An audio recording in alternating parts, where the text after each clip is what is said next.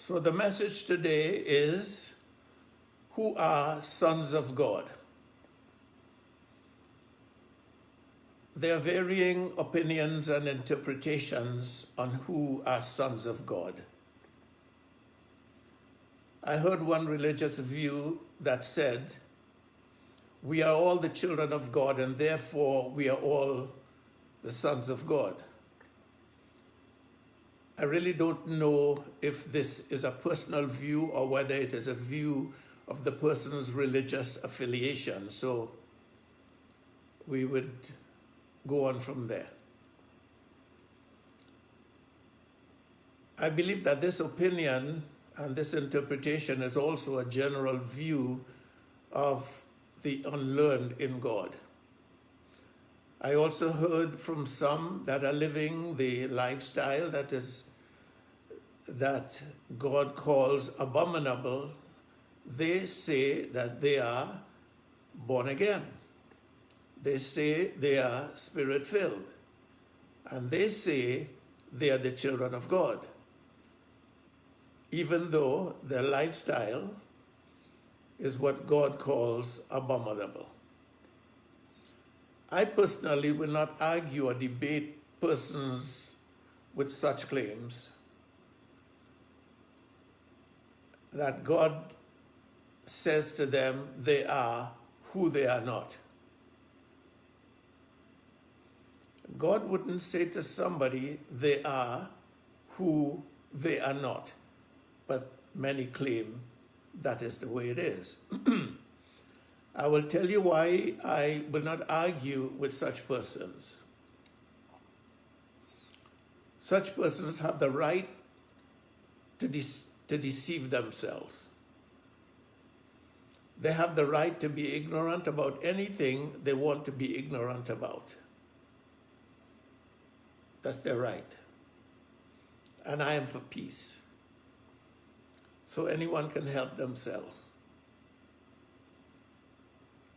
Basic understanding tells us that fathers and mothers can identify their sons. A stranger is not expected to identify someone else's son. So, when it comes to sons of God, it is fitting to let God, through his word, tell us who his sons are. And God never leave it up to us to decide what is truth or how to arrive at some doctrine. He gives us all the interpretation and answers in his word. So we'll go to his word in Romans 8, chapter 14. And this is how God identifies his sons. For as many as are led by the Spirit of God, they are the sons of God. For as many as are led by the Spirit of God, they are the sons of God. The word many in context indicates not everyone qualify to be a son of God. Many qualify, but all do not qualify to be the son of God. Every person is not led by the Holy Spirit, even if they claim to be. If a rat comes to you and says to you that it is a tiger, would you believe it? No, you wouldn't. So not because someone claimed to be a son of God makes them a son of God. There have to be certain identifying mark and identifying qualities. And what God says that identifying mark is that they have to be led by the Spirit of God to be a son of God.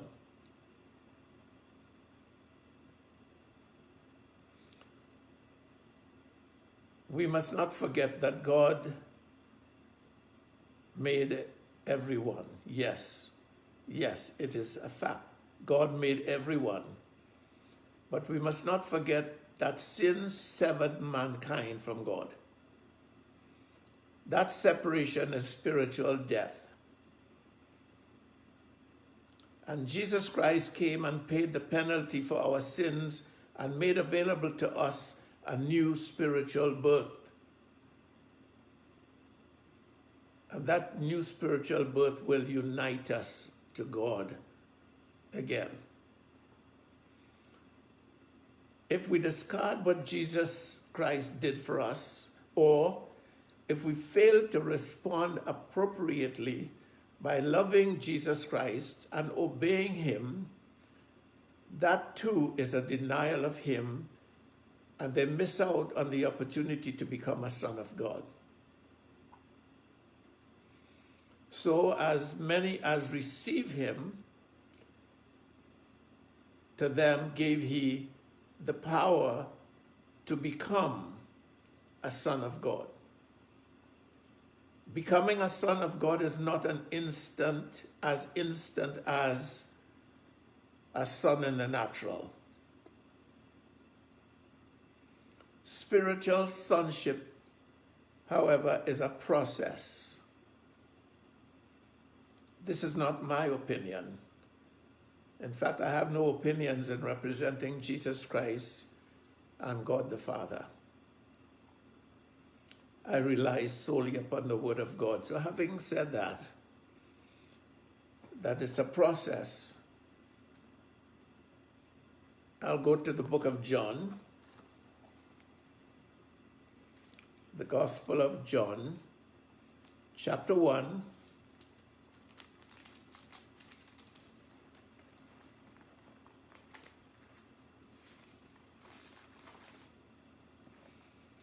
and let's find out in these verses if we could identify sons of God.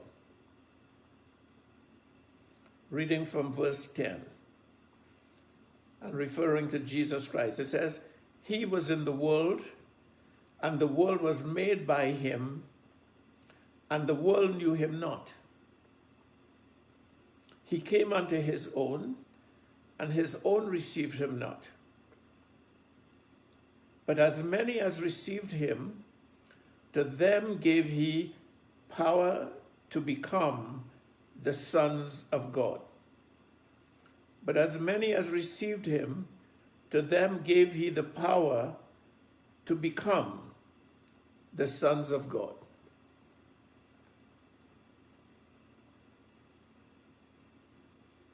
Well, let me read two more verses.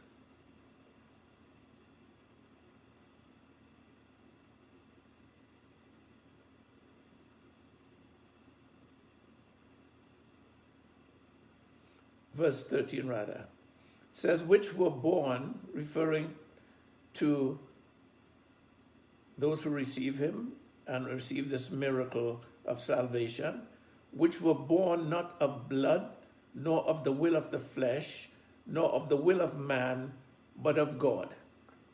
So this new birth is of God, and this sonship is spiritual sonship, and it is of God, not of the will of man.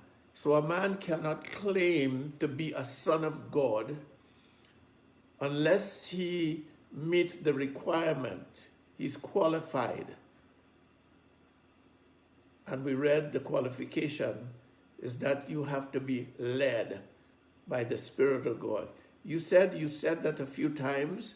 You don't have to say it again. Yes, I do have to say it again, because you've heard this, you've read it, but it didn't register. I hope it registers today. There are inheritances, benefits, and positions from God that belong only to his sons. So let us go back to Romans 8. Romans 8. And read a few more verses. Verse 15, referring to sons. Hold on, let me back up to 14 again. For as many as are led by the Spirit of God, they are the sons of God. 15. For ye have not received the spirit of bondage again to fear, but ye have received the spirit of adoption. We would look at that word, adoption. So we have received the spirit of adoption, whereby we cry, Abba, Father. The Spirit himself beareth witness with our spirit that we are the children of God. And if children, then heirs, heirs of God, and joint heirs with Christ.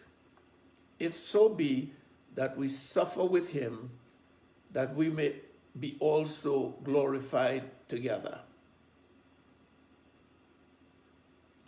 For I reckon that the sufferings of this present time are not worthy to be compared with the glory which shall be revealed in us.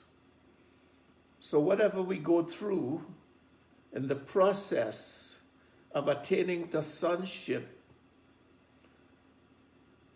after we attain to that sonship, we move into a different dimension. And it says, for I reckon that the sufferings of this present time are not worthy to be compared with the glory which shall be revealed in us as sons. For the earnest expectation of the creature or the creation waiteth for the manifestation of the sons of God.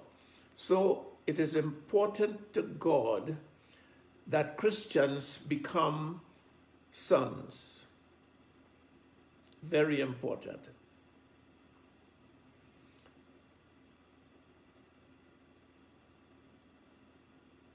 Let's support that Romans 8:5 with another scripture in Galatians chapter 4. We need two witnesses. Galatians 4.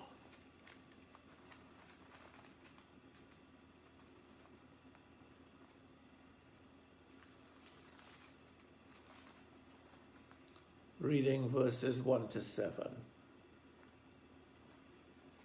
Now I say that the heir, as long as he is a child, differeth nothing from the servant, though he be Lord of all. Let me read that again. Now I say that the heir of God, as long as he is a child, differeth nothing from a servant, though he be Lord of all. In other words, when you're a child, you're not ready for your inheritance.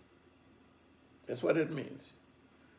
But there's a process of growth and development to attain to maturity to be called a son of God. Verse 2 says, but is under tutors and governors until the time appointed of the Father. So we have to be in the Word of God. It has to tutor us. We have governors, the elders, the pastors, and the teachers.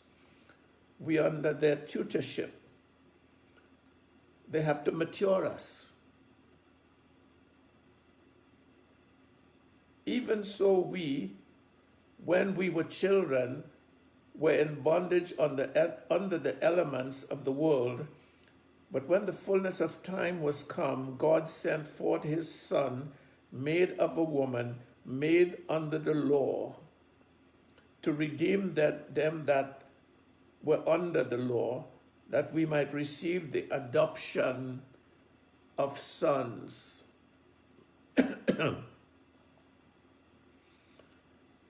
That we might receive the adoption of sons.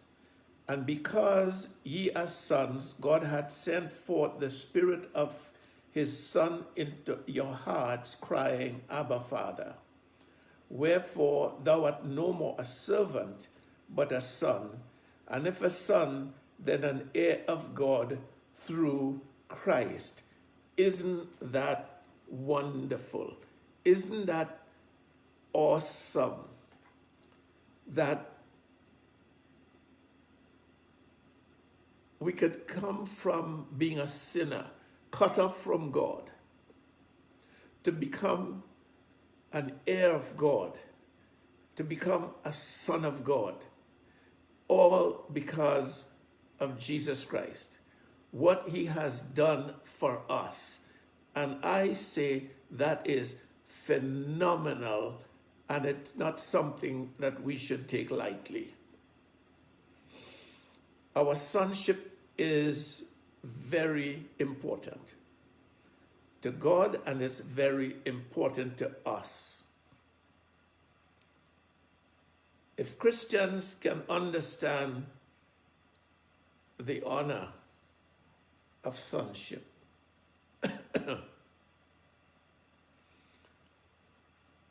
the new birth, the new spiritual birth is an adoption by God. Romans, we read it, and in Galatians, we read it.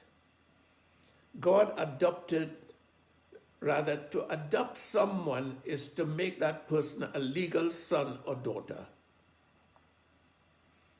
Adoption is one of the metaphors used in the Bible to explain how Christians are brought into the family of God. We have been adopted by God into his family.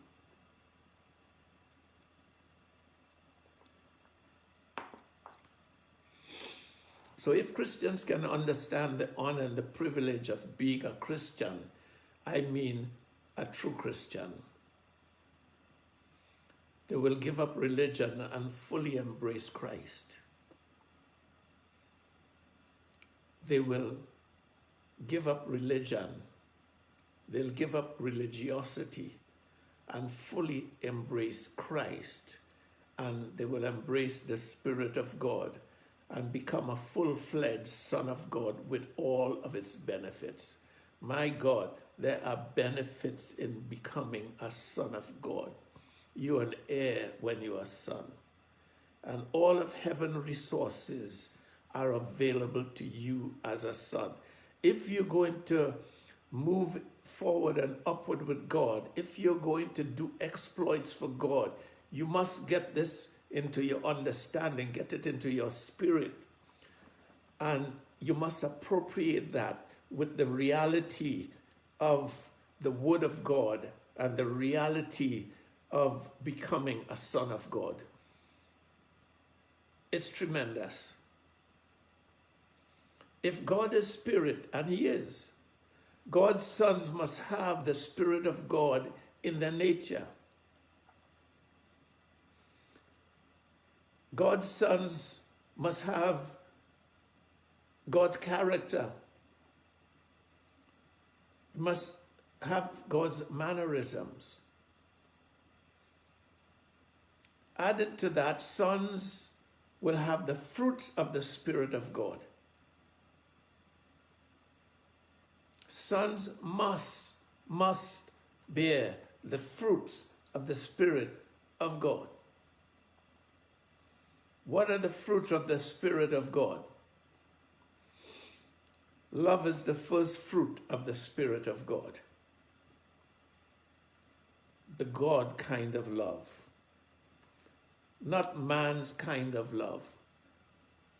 We're talking about not the fruit of man, we're talking about the fruits of the Spirit of God.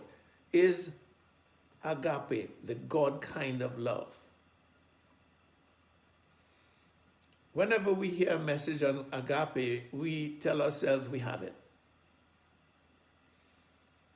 But when we leave church in the very lobby, we could prove that we don't have it. And if we get past the lobby, we get to the parking lot, and somebody is in front of us, and we lose the fruit of the Spirit. Do you know why you lose it? Because you don't have it. When you have it, you don't lose it. So love is the first fruit that the Spirit of God will develop in the life of a Christian on the way to becoming a son of God. Remember what Jesus says about love? It says that love fulfills the law, the whole law and the prophets. Jesus Christ says you don't have to worry yourself in trying to keep the 10 Commandments because you would not be able to do it. He says, but if you could allow the Spirit of God to bear the fruits of love in your life, only then you'll be able to keep the 10 Commandments. So that is what he means, that love fulfills the law and the prophets. The next fruit of the Spirit is joy.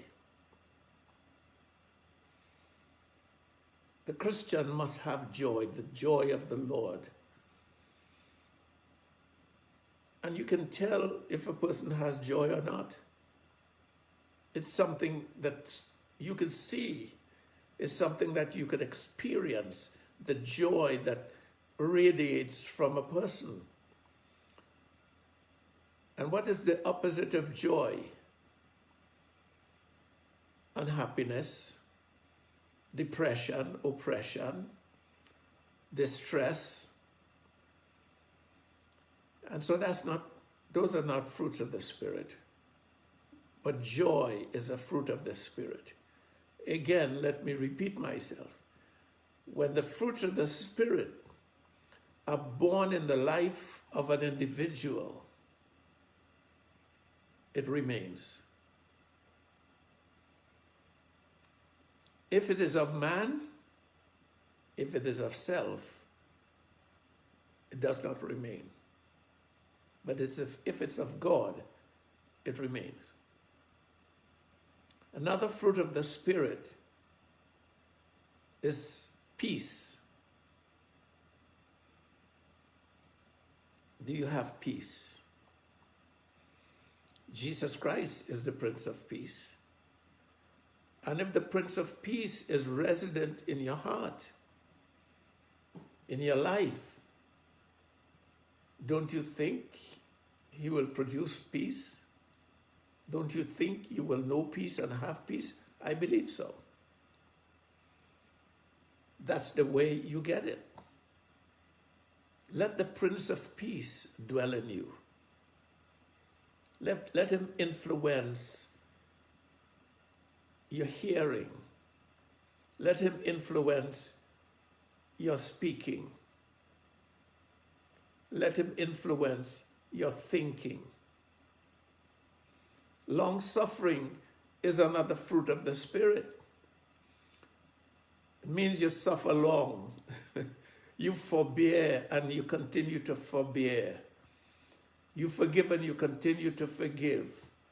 You show mercy and you continue to show mercy. You never give up until the fruits of mercy is manifested. Long-suffering. God is long-suffering. And when his Spirit is in us, his Spirit will move us into that characteristic as well. We will know how to be patient and continue to be patient.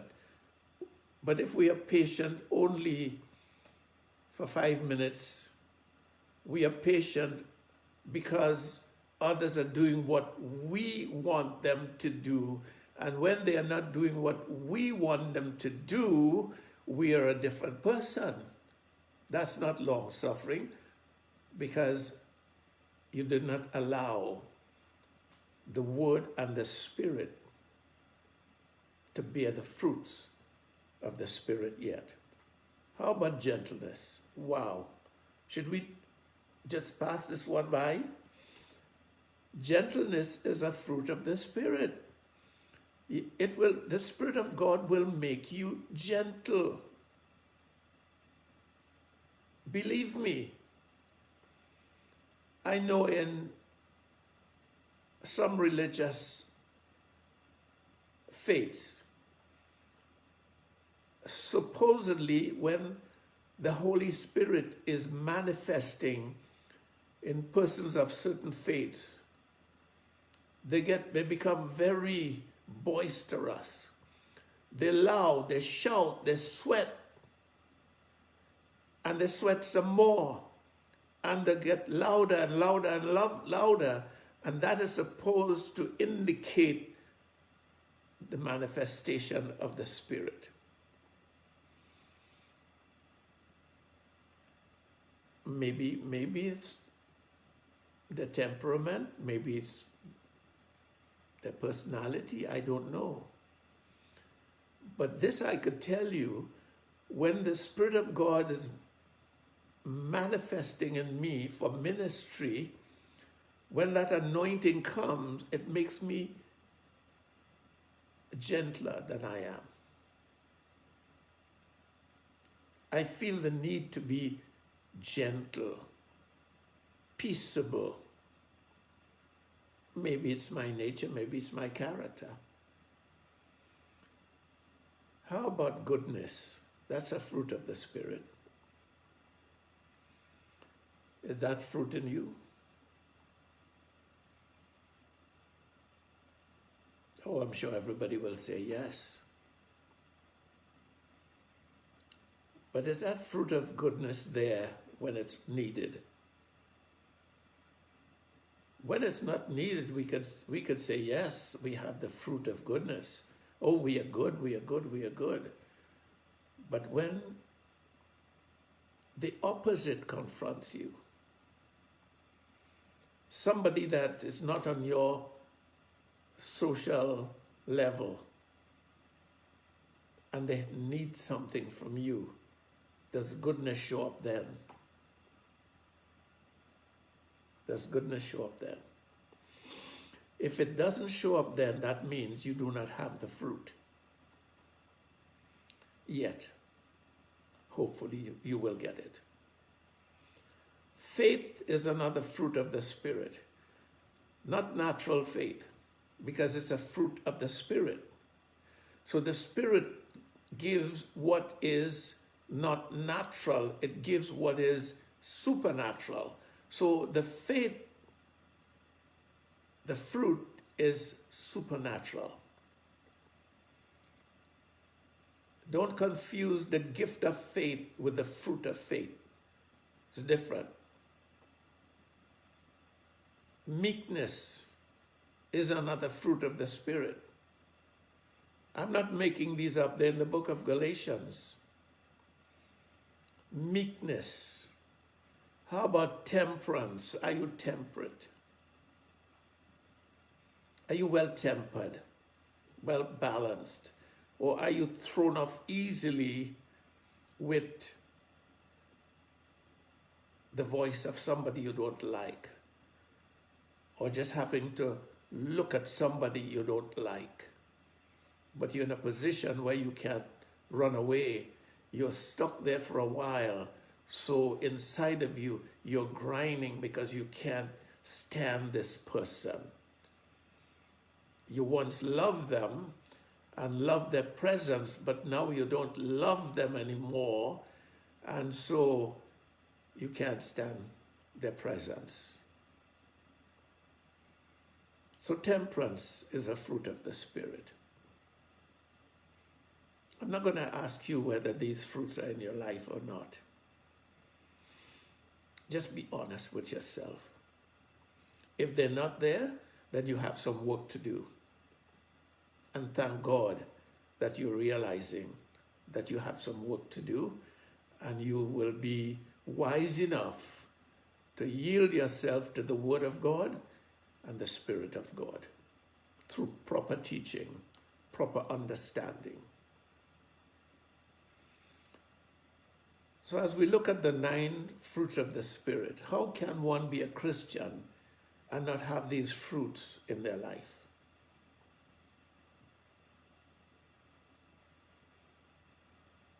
Let me show you again how important fruits are to Jesus and to the Father. In the book of Matthew, chapter 7, I think verse 21, there were a group of men who wanted Jesus to recognize them because in themselves they were good. They were good, hard-working Christians. They were able to cast out devils. They were able to feed the poor. And so they saw Jesus and they wanted him to acknowledge them for their good works. And they told him of all the good works they did. They referred to their good works as many wonderful works. But Jesus turned to them and he says, "Depart from me, I never knew you." He didn't say they were liars. He didn't say they didn't work miracles. He didn't say they didn't do many wonderful things. They did. But he still said to them, "Depart from me, I never knew you, you workers of iniquity." They had the ability to use the word of God to see miracles, but they didn't have the fruits. They didn't have the fruits. So that didn't qualify them for the position that they wanted from Jesus. Someone might say, "I do not need the fruit, the Spirit of God, nor the fruit of the Spirit to be a son of God. I have my own fruits." You have your own fruits, but it's not the fruit of the Spirit. That's fine. Have your fruits. I will not argue with you. Have your fruits, but I will ask you to take up what you have as fruits with the Word of God, and let's see how they compare. So let's go to the book of James.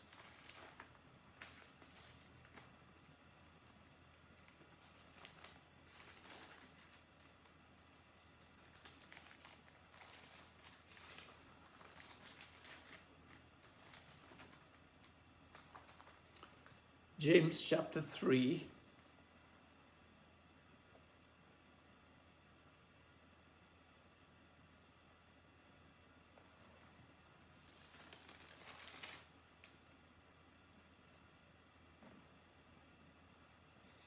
Verse 11 and 12.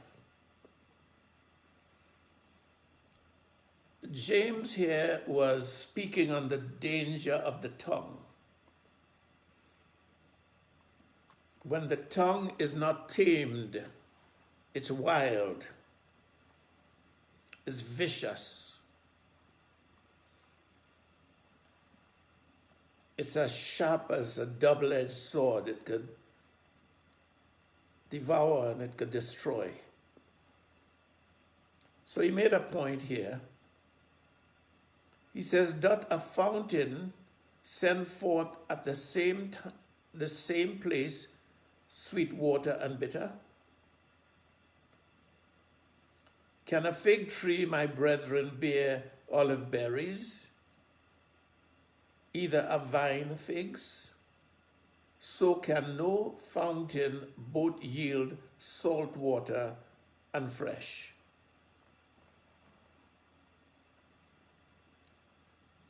There are no fruits other than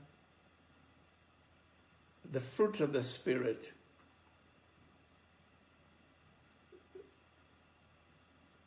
Or let me back up and put it this way. There are no other fruits of the Spirit other than the ones that are born by the Spirit of God. You cannot make up your own fruits as those with deviant lifestyles do.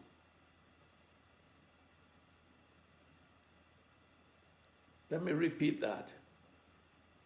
You cannot make up your own fruits as those with deviant lifestyles do. the ones with deviant lifestyle that claim to be born again, that claim to be spirit-filled, they don't have any fruits of the Spirit. It's impossible. Let me tell you simple thing about fruits. Fruits never change when circumstances and conditions change. Fruit remains fruit in season and out of season. So it is either you have the fruit of the Spirit or you do not have the fruit of the Spirit. Taking a little of what James said, a mango never changes into a peanut. An apple never changes into a banana. A fruit of the Spirit is a fruit of the Spirit is a fruit of the Spirit today, tomorrow, and always. Doesn't cease to be a fruit of the Spirit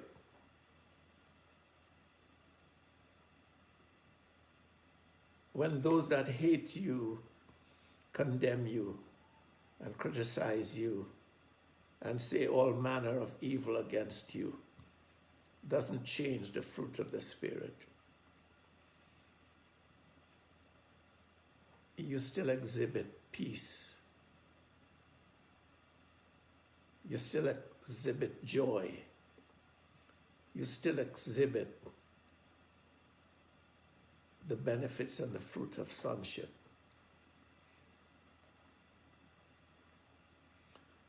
Natural sonship differs from spiritual sonship.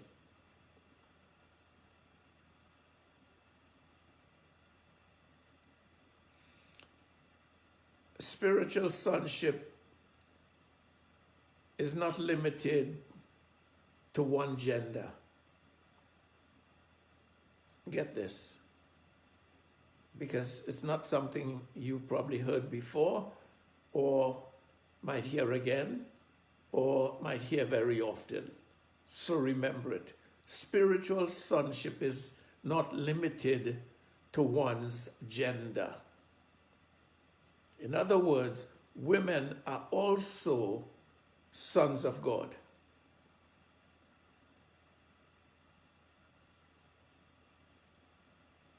I know you have to think about this one.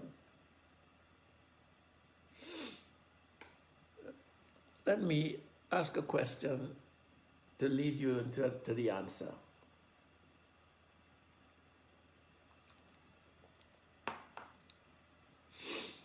How many of you know that God called Eve Adam?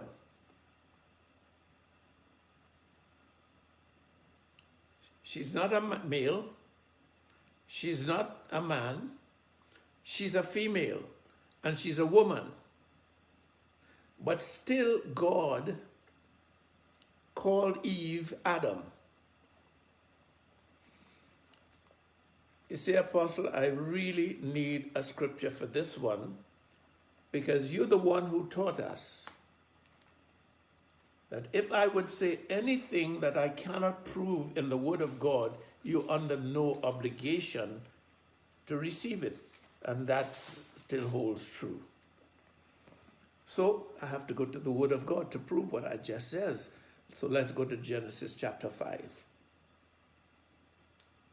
Adam was a title to represent first of its kind, first beginning. So Eve was also a Adam. Verse 1, this is the book of the generations of Adam. In the day that God created man, in the likeness of God made he him. Male and female created he them, and blessed them, and called their name Adam in the day when they were created.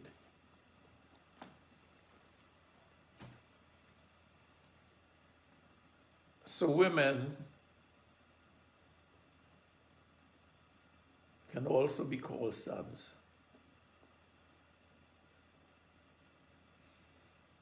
A son is higher than a servant. Servants are not heirs of God. Sons are heirs of God. And heaven's resources belong to the heirs of God.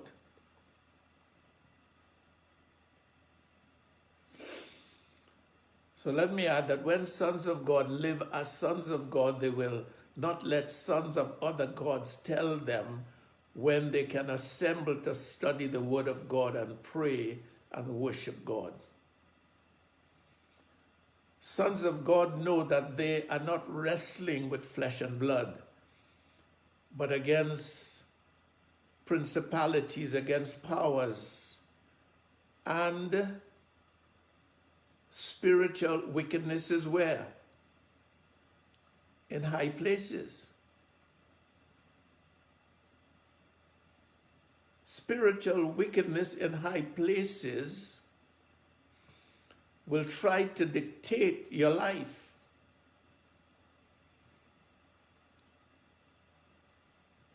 It will try to prevent you from the life, your lifeline and your life source.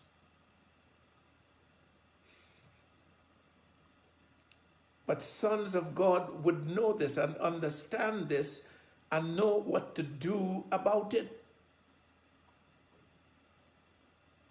Servants wouldn't know what to do because servants need to be told what to do, but sons know what to do because they have the mind of Christ.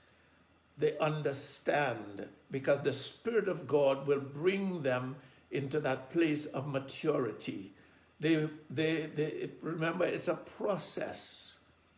So if you're a babe in Christ, you wouldn't really know what to do when other gods want to dictate to you what to do. But when you mature, when you become a son of God, and you have the mind of God, you know what to do, and you know how to do it. And whatever you do, make sure it's not with disunity. Because whatever you do, and it's not synchronized with truth, and it's united, it displeases God. It doesn't have to work. Sons know that they have weapons that are mighty to defeat and dethrone other so-called gods and demonic spirits, even those in high places. We read it, we preach it, but we don't believe it. We don't know how to put reality to the Word of God. But sons of God know how to use the weapons that they have, the weapons that God has given to them, to overcome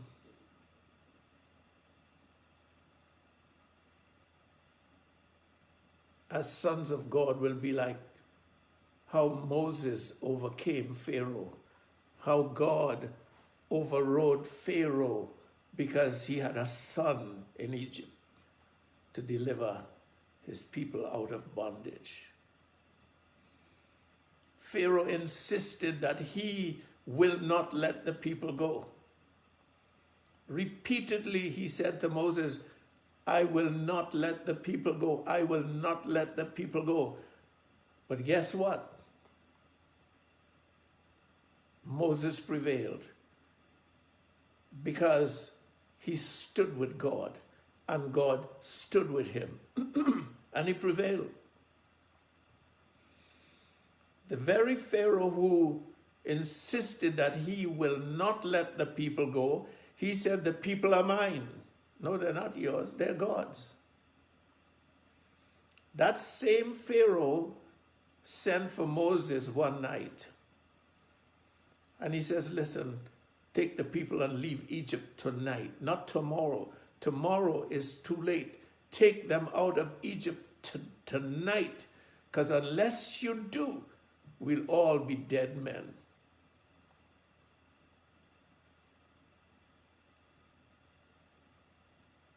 Sons know what to do. When false gods try to dictate what sons should do, their sons listen only to their father, not the other gods. The outcome will be just like Pharaoh, who could no longer deny the people the right to go and worship the one true and only God. But when sons of God turn traitors and support sons of other gods, God unfortunately must let the people have the God they want. And they will complain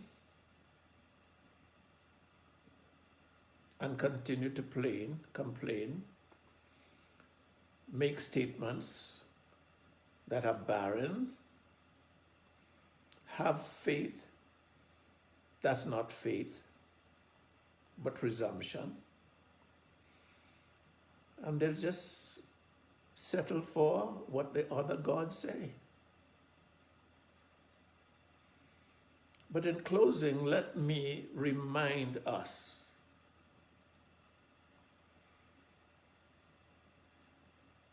that creation is waiting, has been waiting for a long time. It's waiting for the manifestation of the sons of God.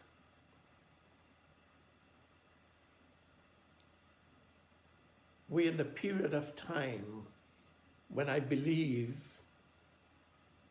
God is ready. Creation has been ready. And God has been ready too, but we are coming into the fullness of his time now, where his sons must rise up. His sons must step forward and be sons of God. To be a son of God, the word of God must become flesh, meaning it must become a part of your nature, become a part of your character. And you must be able to step into that sonship. Creation is waiting. Let us not disappoint creation anymore. Let us not disappoint God anymore. Let us not let down ourselves anymore as sons of God. And remember, sons must have the fruits of the Spirit of God. When you have the fruit of the Spirit of God, God will say of you, "This is my beloved Son, in whom I am well pleased." Step into it. The reason why we have not stepped into it is because of, one, laziness. Because we've been programmed for comfort, for ease, and for somebody to do it for us. Just say some words and it will happen. It will become reality. It will happen. It's a lie. That teaching has been worn out and you don't hear about it anymore because it has disappointed and failed many.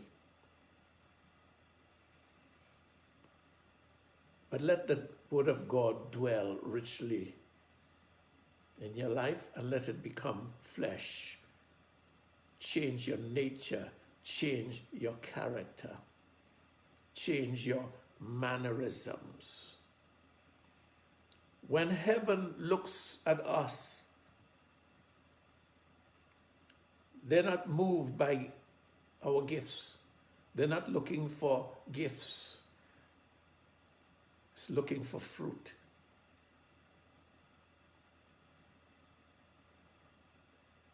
For years, I've been saying this in different ways. The congregation that I preach to on a regular basis, Trinidad Christian Center, that God gave me the honor of establishing, pioneering and establishing. From day one, I've been trying to get the people to eat the word, digest the word. Don't frustrate the Holy Spirit. It's his dispensation. He was sent to help us to live the Christian life, to bear the fruit of the Spirit. But other voices have come along and said to us, all we have to do is to quote the scripture and believe what we quote, and all that we quote would be manifested. I'll tell you the outcome of that is those teachers become filthy rich and you become filthy poor. And they don't share their riches with you. If they had the true Spirit of God, if they were sons of God, they will share the riches with you, but they never do.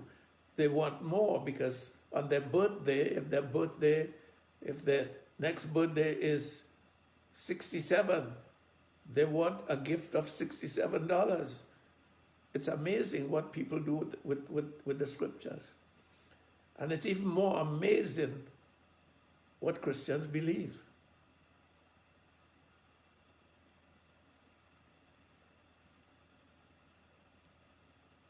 But remember this, brothers and sisters.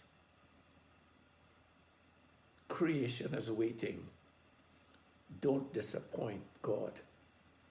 We are entering into that time where God is ready for his sons to manifest himself on the earth, to dethrone all the other gods. So God bless you. Someone just said, ouch. Have a nice day. And I'll see you the next time. Bye-bye.